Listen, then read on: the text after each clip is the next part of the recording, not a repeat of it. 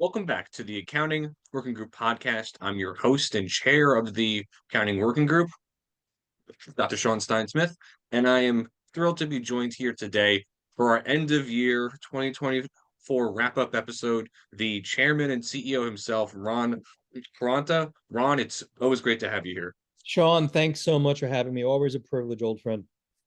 And old friend. Oh my goodness. All right. Go back away. Yeah. So obviously, Ron, this past year has been very busy for blockchain, tokenized assets, and sort of crypto at large. So if I had to ask you sort of the two or three top moments in 2024 for good or for bad, right? Hmm. That helps sort of define crypto in this current year. What are those top two or three moments or events? So, really good question, Sean. And I feel like there's an event that happens every week or so Well, that it's always hard to keep track. I mean, the certain pivotal moments in my mind was certainly in January. I believe it was January of this year. mhm. The spot Bitcoin ETFs were approved. That really kind of opened a door to wider exposure to spot Bitcoin that allowed some financial firms the opportunity to get Bitcoin in front of their customers in an ETF wrapper, which many of those institutional firms are much more comfortable with.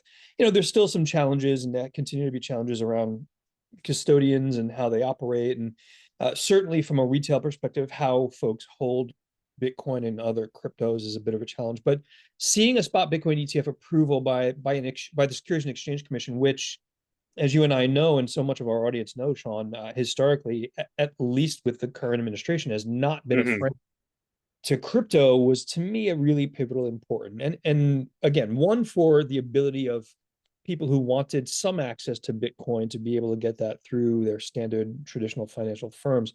I think it also, that pivotal moment, opened the eyes of a lot of other firms, meaning, Mhm. large firms look at their strategic roadmap and they try to respond to customer demands, and those customers are everything from retail folks to institutional investors that want access to alpha, want access to assets that can yield them a higher return on investment year over year. And Bitcoin clearly now, and other cryptos in many ways, are required to be part of that institutional conversation. I think that was one of the big events Mhm. this year. And I think I'll call it pivotal event number two. And whatever someone's political affiliation is aside, Mhm. the election itself was a pivotal moment for crypto Mhm. for for a couple of reasons. Certainly, I would say late in the process of running for office, I think both presidential candidates either fully supported crypto, as former President Trump seems to have, or at least was warming to crypto, as Vice President Harris seemed to be doing. But the election itself really marked a turning point because it showed the industry, that it has influence in the marketplace, and we can have long conversations on contributions from Mhm. lobbyists in the crypto space, but it looks like we're getting an administration that will have regulators that at least want to understand it more and make it more accessible to people, and the idea that regulation by enforcement might be going away. And I think Mhm. those two biggest things, Sean. I feel like there's a litany of other quote unquote more minor things that Yeah. changed the dynamics, but I've not seen this level of optimism in the crypto space in some time. No, and I can add on my own sort of 2 cents there that it is a lot more enjoyable and much more fun now to be having conversations in crypto as we sort of wrap up 2024 as opposed to back in, I don't know, 2018 or the end of 2022, right? Yep. And I do think all of that is, to your point, a direct result of having and I don't know how to best put this, but to sort of cast the aura uh, in a more positive light Mm. around Bitcoin from an institutional point of view, right? Right, Yeah. because there are, yeah, right.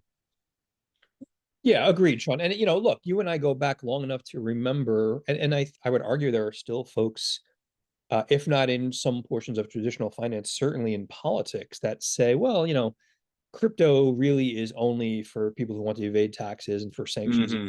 Yeah. And like any innovative industry, there are those challenges. And the things that you and I have often said with so many members in the WSBA has been, look, we fully support, adhering to regulations. Sanctions evasion is bad. Yes. Fraud is Hmm. fraud. And, let's work to protect investors. Let's work to comply with the rules and regulations. But the tone and tempo has changed. And Sean, I'll raise one other thing if I Hmm. may. For more than a couple of years, we've all been in conversations, and you'd hear it that if innovation's going overseas, innovation's leaving the United States, particularly in blockchain and crypto, because it was just not a friendly environment. I'll share with you, and you've probably seen this as well. Since the election, the inbound calls now are, how do we come back to the United States? Hmm. And I think that's an important distinction.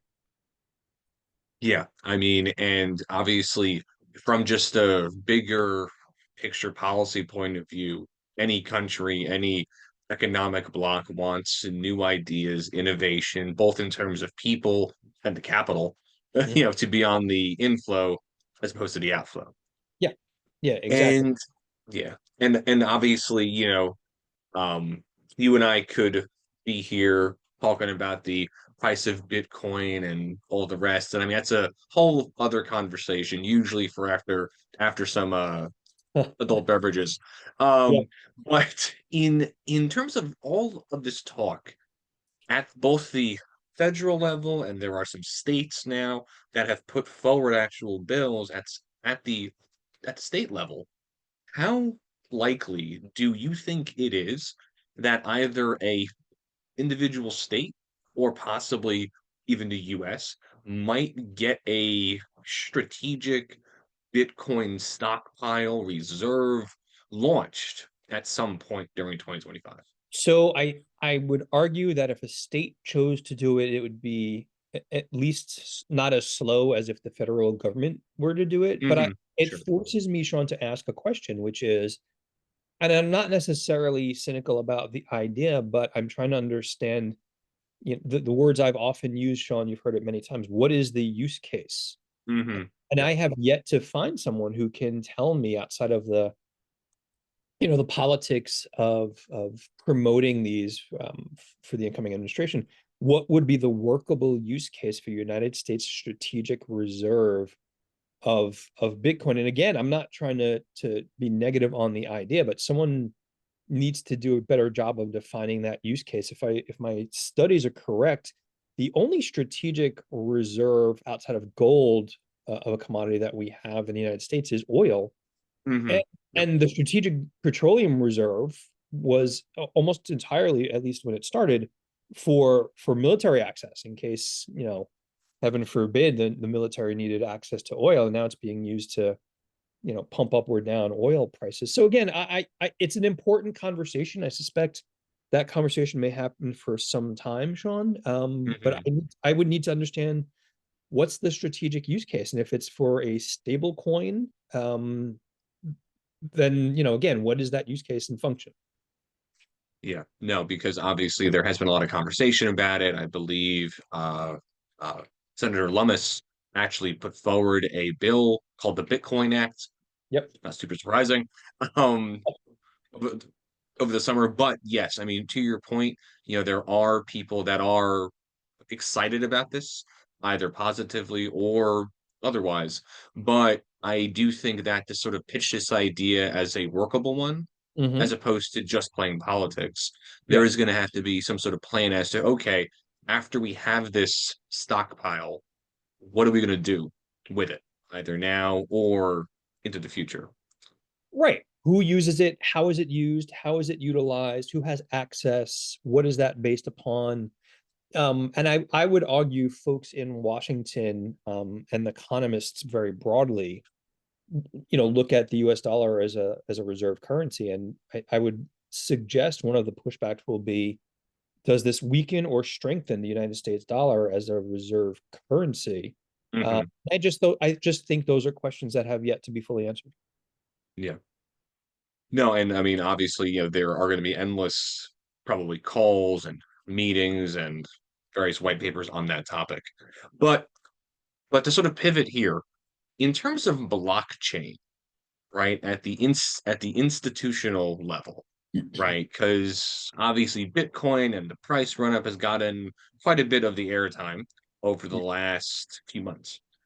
But in terms of sort of blockchain adoption from a legal and from an operational point of view, are there any trends or any big picture items that have uh, come across your desk during 2024 that you feel are driving some of this onboarding?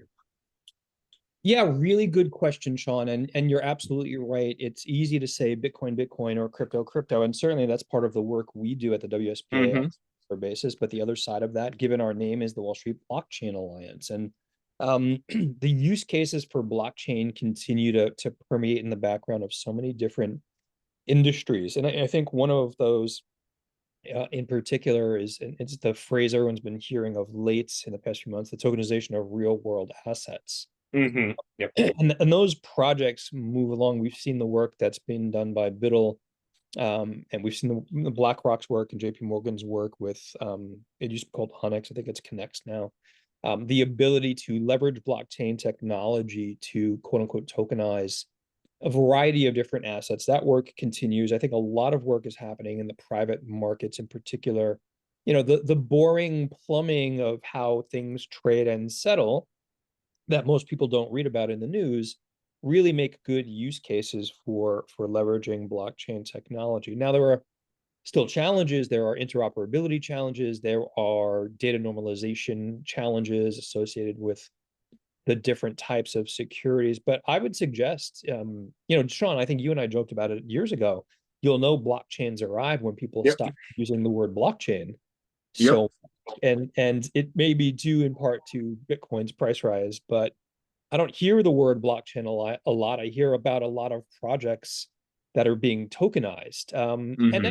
beyond financial markets as well. Certainly, I'm still seeing projects associated with identity, certainly with supply chain, certainly some work, and it's a heavier lift on things like, believe it or not, medical data. So Hmm. how we store and share data is inevitably a part of the blockchain conversation. And I think that I suspect that will continue even more so in the United States with a, let's call it, a more lenient administration looking at crypto and blockchain. Yeah. No, and I I think you raised some really important points there, Ron. That one sort of Bitcoin is about 10, well, Bitcoin and sort of crypto at large is about 10% of the blockchain ecosystem, but it Yeah. gets about 90% of the airtime, right? Yeah. And every industry, be it healthcare, real estate can be tricky, but healthcare, real estate, transportation, shipping, inventory management, all of that quote unquote boring stuff. I mean, that's what keeps everything else running. And, if there are opportunities to have companies implement blockchain either on a pilot basis or otherwise, I think that's honestly when sort of the next sort of leg of understanding of sort of what blockchain really means, both in terms of payments and tokens, but in terms of actually driving operational improvements, is going to happen. Yeah, agreed. And I think, when we look at blockchain technology and all of the use case examples, Sean, that you brought up there, and you're right, real estate is tricky. We can have really complicated conversations about that. But also, these things don't happen in a vacuum. I feel like for the past year and a half, everything's been AI all day long. Hmm. Absolutely an important technology. We've been diving into some of that as well. But, Hmm. the use cases in our minds become what does it look like when you combine AI and blockchain capabilities to optimize international trade, to Hmm. optimize payments and remittances? So, blockchain to me is that foundational transaction layer in many ways, Sean. What is Hmm. built upon on top of that is complemented by a variety of different technologies, predominantly right now, artificial intelligence. Yeah. And I think something that goes overlooked is that, as you accurately pointed out, for the last year or two, it's been AI this, AI that. Every company wants to launch a AI task force. But in order for AI to operate as advertised, and even then, right, there are problems with hallucination, incomplete data privacy issues.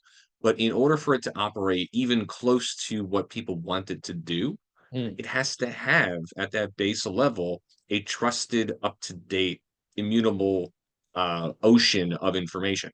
And that's really where blockchain, to your point, is that base layer that is that trusted, up-to-date, unalterable record that then can allow AI tools to go and optimize things and analyze that and do all of those interesting things that institutions want to have happen.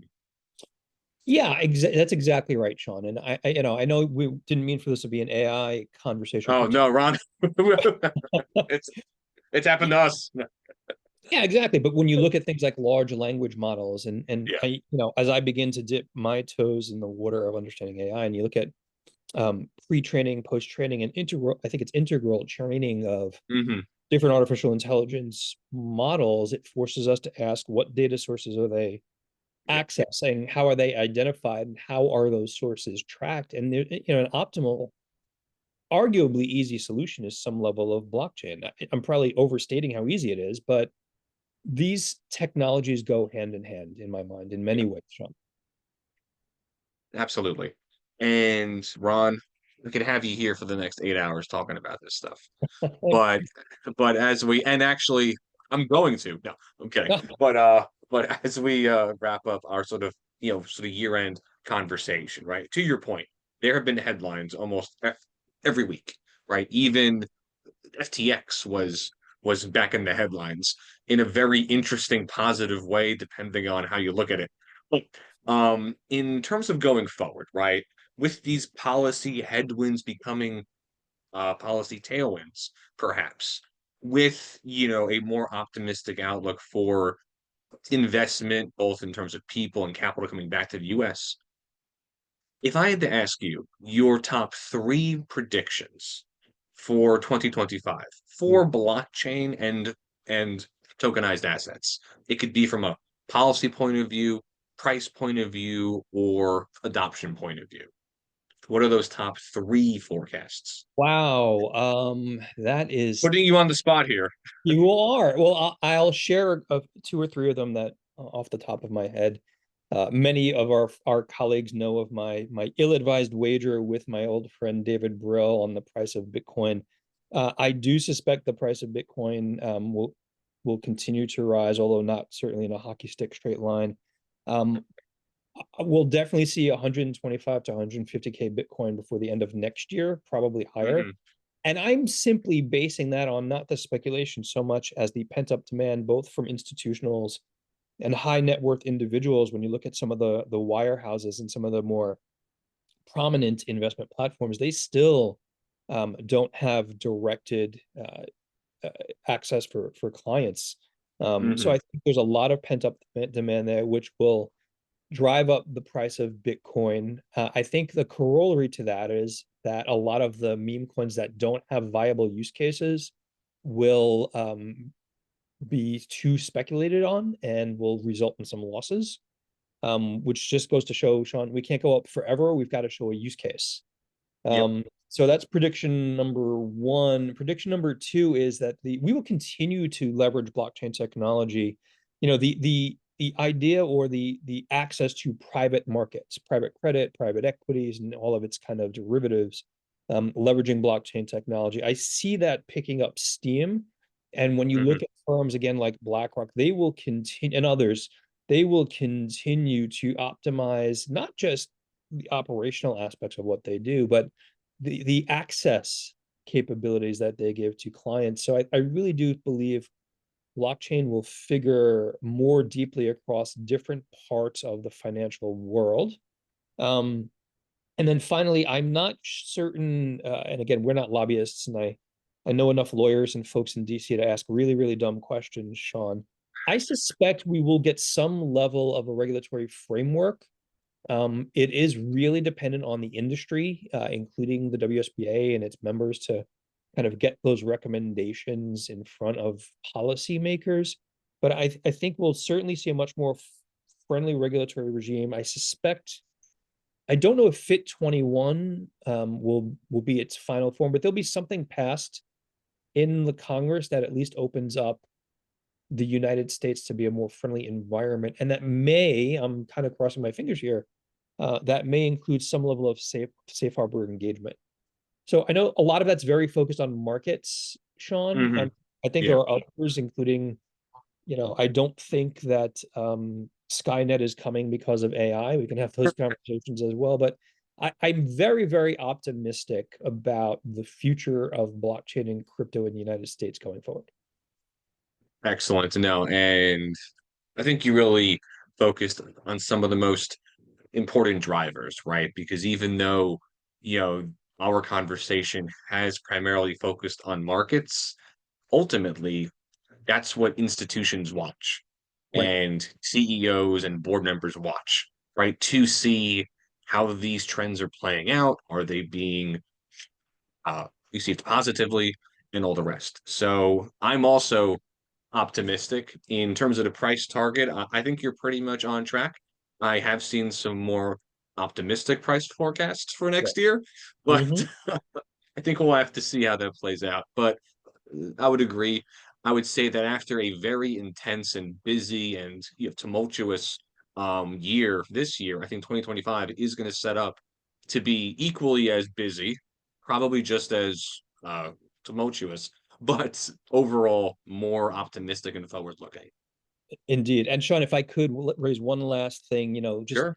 sticking to the knitting of the accounting working group, and WSBA and its members are so grateful for your wisdom and thought leadership there. I think when you look at what's happening with the Internal Revenue Service, and we didn't bring up RevProc 24-28, Sean, but I think there really is an opportunity here for the accounting profession, and it's going to need to do this to really understand how crypto assets are part of their clients every day. Yeah. And I think that's an important evolution for the accounting profession, and candidly for other professions, banking and legal as well. So you've done great work, Sean, and we all look forward to continuing those efforts in 2025 and beyond. Thank you so much, Ron. And yes, there is certainly going to be plenty of tax accounting and audit challenges, but there are also going to be opportunities in there. And Ron, it was an absolute blast having you on the last Accounting Working Group podcast of this year, our year-end wrap-up conversation. It's always a real pleasure talking to you. Same here, Sean. Really appreciate it. It's always a privilege. Happy holidays to you and to everyone in the audience. Happy holidays, everyone. Thanks again, Ron. Bye bye.